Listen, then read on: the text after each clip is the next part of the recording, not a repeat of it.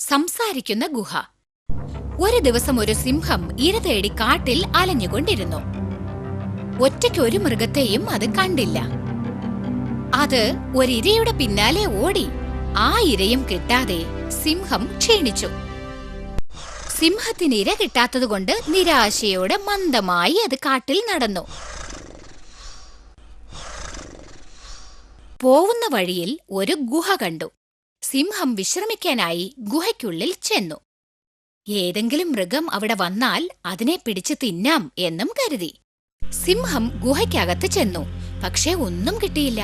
അത് ഗുഹയ്ക്കുള്ളിൽ ഏതെങ്കിലും മൃഗം വരും എന്ന് പ്രതീക്ഷിച്ച് ആശയോടെ കാത്തിരുന്നു. കുറച്ചു നേരത്തിന് ശേഷം ആ ഗുഹയിൽ താമസിച്ചിരുന്ന നരി തിരിച്ചു വന്നു.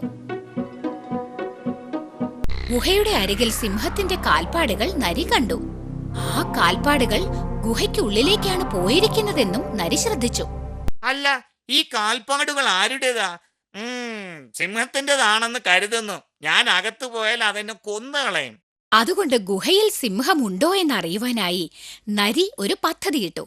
അതുപ്രകാരം അത് ആ ഗുഹയോട് ശബ്ദത്തിൽ പറഞ്ഞു, ഹോ ഗുഹയേ, ഹോ ഗുഹയേ. ഗുഹയിൽ നിന്ന് ഒരു ഉത്തരവും വന്നില്ല. ഹോ ഗുഹയേ, ഏ ഗുഹയേ. അപ്പോഴും ഗുഹയിൽ നിന്ന് ഒരു ഉത്തരവും വന്നില്ല. ഏ ഗുഹയേ, അകത്ത് ആരെങ്കിലും ഉണ്ടോ? അതുകൊണ്ടാണോ നീ സംസാരിക്കാത്തത്? ഒരു മറുപടിയും വന്നില്ല.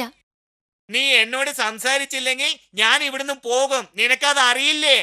ഗുഹയ്ക്കകത്തിരുന്ന സിംഹം വിചാരിച്ചു നരിയോട് ഗുഹ സംസാരിക്കും എന്ന്. അതുകൊണ്ട് ഗുഹ പോലെ സിംഹം സംസാരിച്ചാൽ ഗുഹയാണ് സംസാരിക്കുന്നതെന്ന് കരുതി നരി അകത്ത് വരും. അപ്പോൾ അതിനെ കൊന്നു തിന്നാമെന്ന് കരുതി സിംഹം ഗുഹയെ പോലെ സംസാരിച്ചു. എൻ പ്രിയ നരിയെ, ഞാൻ തമാശക്കല്ലേ നിന്റെ അടുത്ത് മിണ്ടാതിരുന്നത്. ഗുഹയ്ക്കകത്ത് ആരുമില്ല. നിനക്ക് ധൈര്യമായി അകത്തേക്ക് വരാം. ഗുഹയ്ക്കുള്ളിൽ നിന്നും വന്നത് സിംഹത്തിന്റെ ശബ്ദമാണെന്ന് നരിക്ക് മനസ്സിലായി. ഉഷാറായ നരി മറുപടി പറഞ്ഞു, എടാ മണ്ടൻ സിംഹമേ, ഗുഹയ്ക്കുള്ളിൽ വരാൻ ഞാൻ മടയനല്ല. നീ എന്നെ കൊല്ലും. വെറുതെ കാത്തിരിക്കാതെ പോ. എവിടെയെങ്കിലും ഗുഹ സംസാരിച്ച് കേട്ടിട്ടുണ്ടോ? ഇങ്ങനെ പറഞ്ഞിട്ട് നരി ഓടിപ്പോയി.